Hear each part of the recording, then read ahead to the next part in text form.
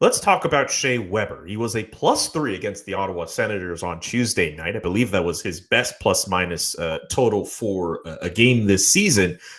His plus-minus differential for the entire season, though, still ranks among the worst with the Montreal Canadiens. Panelists, I ask you, how big of a concern is that?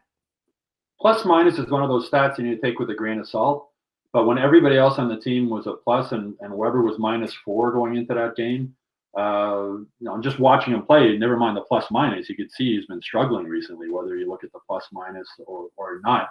He needs to play better. He stepped up 2 goals. He had gone, it was either 7 or 8 games without a single point. For a guy who's a regular on the power play, that's unacceptable. 2 big goals. Bounce back. It'll be interesting to see if he can carry it moving forward. This schedule is going to be tough for him.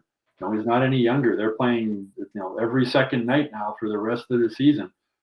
Whether he can carry that moving forward, we'll see. But it is a concern. It's a concern. And him and Chiarot, who looked so good earlier in the season together, have both been struggling. We'll see if the coaching change makes a difference with that.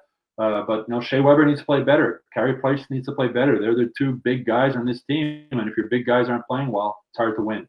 And they're logging a lot of minutes, and they're playing against the best offensive team, players. So, chances are, if they have a bad night, the good teams are going to find a way to score goals. And it has to be a little concerning, but.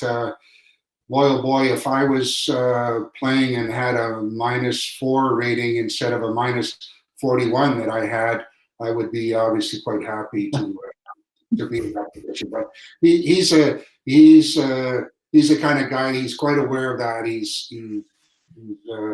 a player that knows how to play and to be more effective to maybe shut down some of the offensive guys. And the plus minus sometimes. Wrong place, wrong time, not necessarily a true reading, and I think he'll get this he'll get that thing turned around for himself.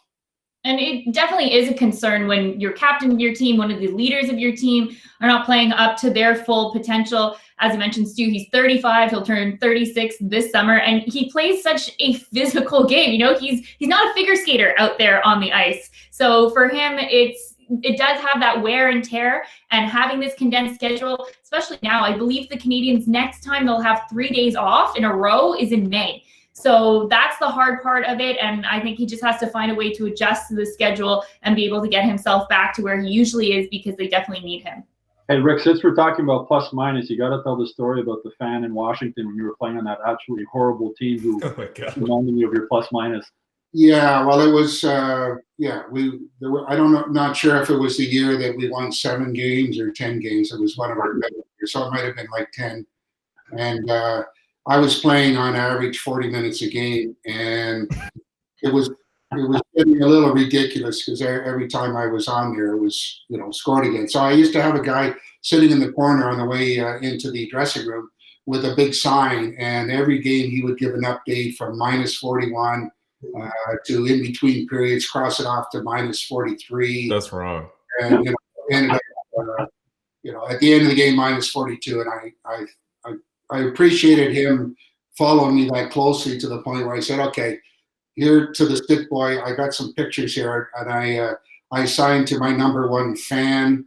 I said, send that out to my number 1 fan in the stands, and tell him I really appreciate him. To detail on that. So anyways, good news was he ended up destroying the sign in the 3rd period, and I didn't have to read about my plus minus. So yeah, all good and fun and games, right?